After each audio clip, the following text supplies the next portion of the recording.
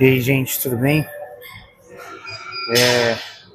Obrigado mais uma vez por me acompanhar aqui nesse vídeo, Macandal na Voz. Queria fazer um vídeo hoje mais específico sobre um tema que vem aparecido bastante e eu, por causa dos recursos do canal e tudo mais, negligenciei esse tema, mas não por não achar que ele não é importante, mas sim porque não tinha estudado o suficiente para poder falar para vocês. Então, quero que a gente se enquadre um pouco também nessa discussão sobre o debate, sobre a escala 6 por 1.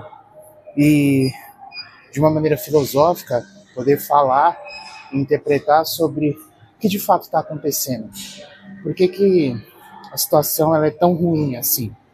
E eu queria expor isso a vocês, falando de uma maneira aberta os motivos do que é cada coisa, o porquê que elas existem, e fazer um panorama com 2 vídeos que eu vi.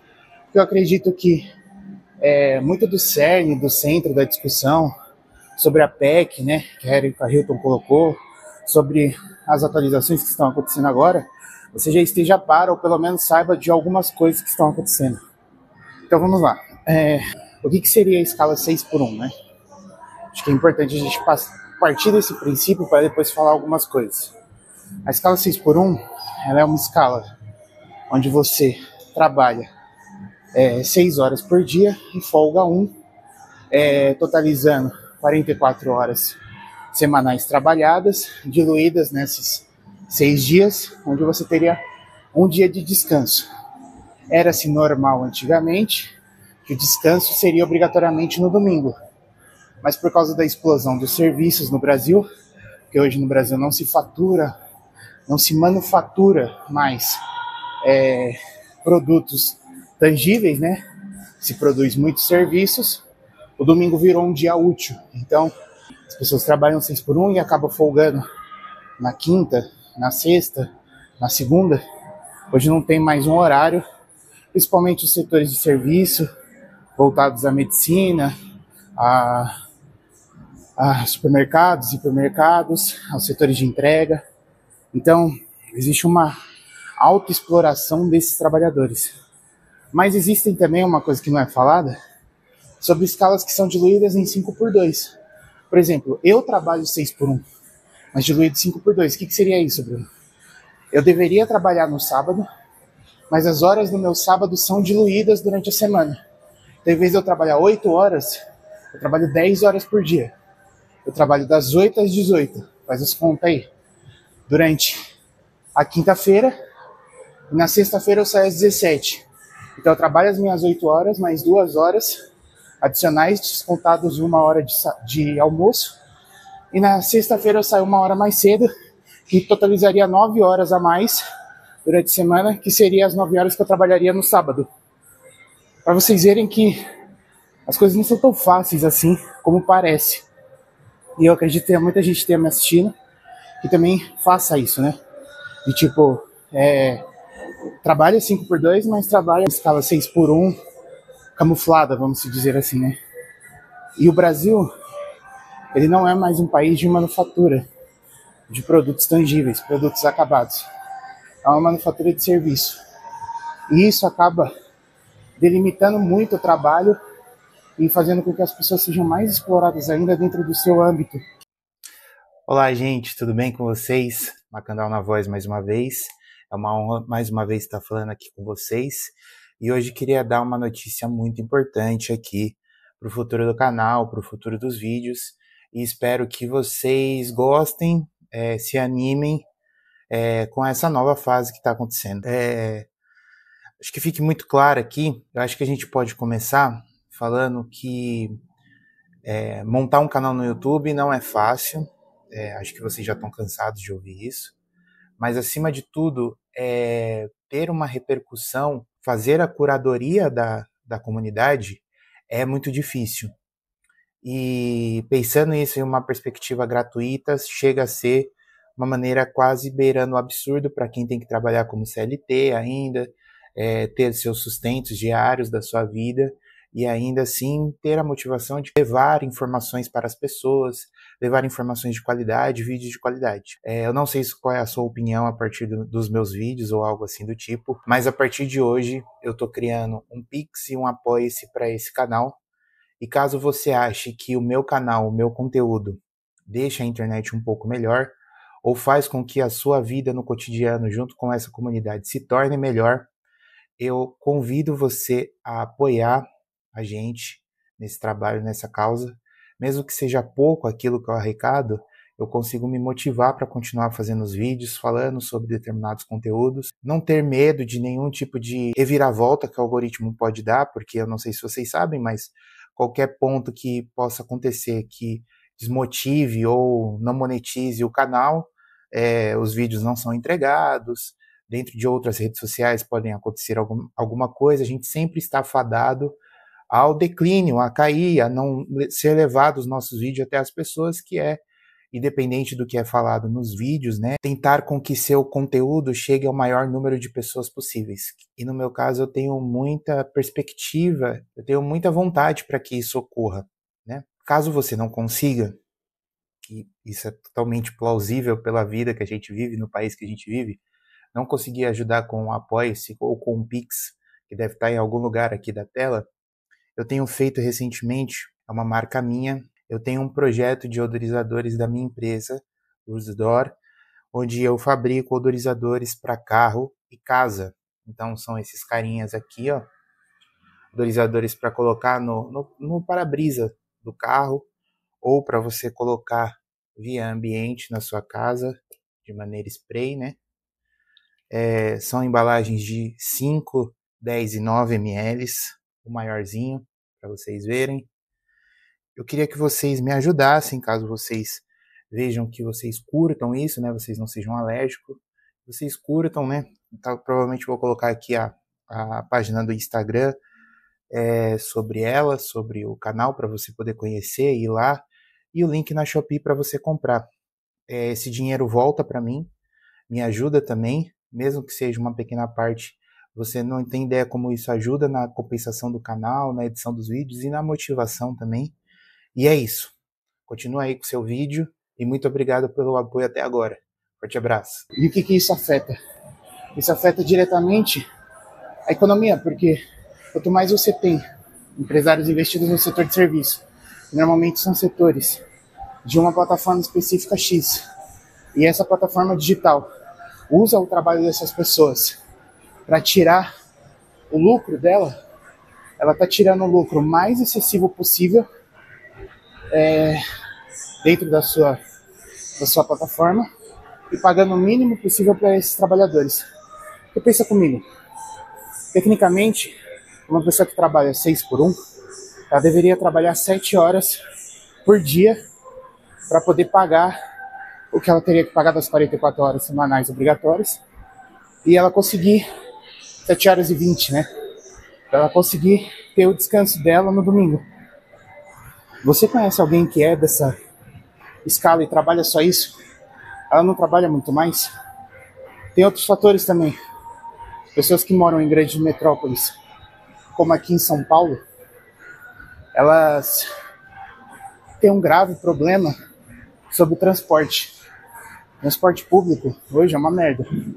É insustentável, extremamente repugnante você pegar transporte público hoje aqui em São Paulo. Não existe mais horário de pico. Existe horário e todos os horários estão lotados. E se acontecer qualquer coisa na capital, nos momentos que são considerados horas de pico, todas as horas são diluídas para ter mais trânsito, mais congestionamento, mais pessoas na rua, mais pessoas no transporte público. Então, você já tem um fator sobre o transporte que dificulta, faz com que uma pessoa, então, fique em torno de 10 a 12 horas na rua, mesmo trabalhando na escala 7 por 1, trabalhando na escala 6 por 1. E você tem ainda a dificuldade de você poder fazer as suas tarefas diárias. Então, tipo, uma pessoa que ela trabalha, ela não deveria ter condição de poder ir para um parque, para um cinema, para um teatro, para um shopping. Não só a parte consumista do negócio, mas a pessoa ter relaxamentos ou atividades extras às suas atividades trabalhistas, somado já às suas horas de descanso, que ela não tenha que abrir mão da sua hora de descanso para ter que trabalhar, ou abrir mão da sua hora de descanso para ter que se divertir, ou abrir mão da sua hora de descanso para poder estar com a sua família, entende? Então você tem uma situação extremamente já na ponta da faca, onde tudo é muito mais complexado, e uma situação onde, se não tivesse a luta que está tendo, as pessoas estariam trabalhando mais ainda, mais oprimidas e ganhando cada vez menos dinheiro ainda com isso. Quanto ganha hoje uma pessoa? Pensa comigo. Pessoa que trabalha no McDonald's numa escala 6x1. Você acha que ela consegue ter todas as condições ideais de vida, estudar, se sustentar a família, ter um ponto de divertimento, um ponto de cultura e ainda conseguir trabalhar? Ela não consegue. Então é uma situação muito triste sobre isso que acontece. E aí a gente vem um outro fator. Qual que seria o outro fator? Com o avanço do capitalismo aos dias atuais, avanço do neoliberalismo, existe uma ideia muito grande sobre intensificação da pessoa como ser social. O que eu quero dizer a isso? Existe uma apologia comercial ao indivíduo isolado, ao contrário da sociedade. Até que uma das perguntas ontológicas da sociologia central hoje é perguntar o que é mais importante, o indivíduo ou a sociedade. Para mim, é uma pergunta que não faz sentido nenhum. É uma pergunta estúpida, porque a sociedade forma o indivíduo. Vamos tentar ser o mais marxiano aqui nesse ponto, que é, antes de qualquer coisa, antes da pessoa ser alguma coisa, antes de uma pessoa ela ser alguma coisa, antes da pessoa ela pensar alguma coisa, ela ter uma opinião, ela precisa estar no mundo, ela precisa comer, ela precisa ter interação com os pais, ela precisa ter um teto sobre a cabeça, uma coberta, ela precisa ter subsídios para que na vida dela ela consiga ter condições de estudar, e nesse tempo extra que ela tem de estudar, graças aos recursos que são garantidos por ela, ela consiga se tornar alguma coisa, um padre, um médico, um doutor, um advogado, um cientista. Mas antes disso, ela precisa estar no mundo. Se ela precisa estar no mundo, ela precisa estar em sociedade. Como é que você vai estar em um lugar e desenvolver a pessoa que você é se você não está em sociedade? Se você não tem exemplo, se você não tem relações sociais? Eu percebo que essa pergunta ela não tem sentido. E aí, além disso, da evolução dessa individualidade que já começa como um ponto negativo, você ainda tem a aceleração exponencial das atividades.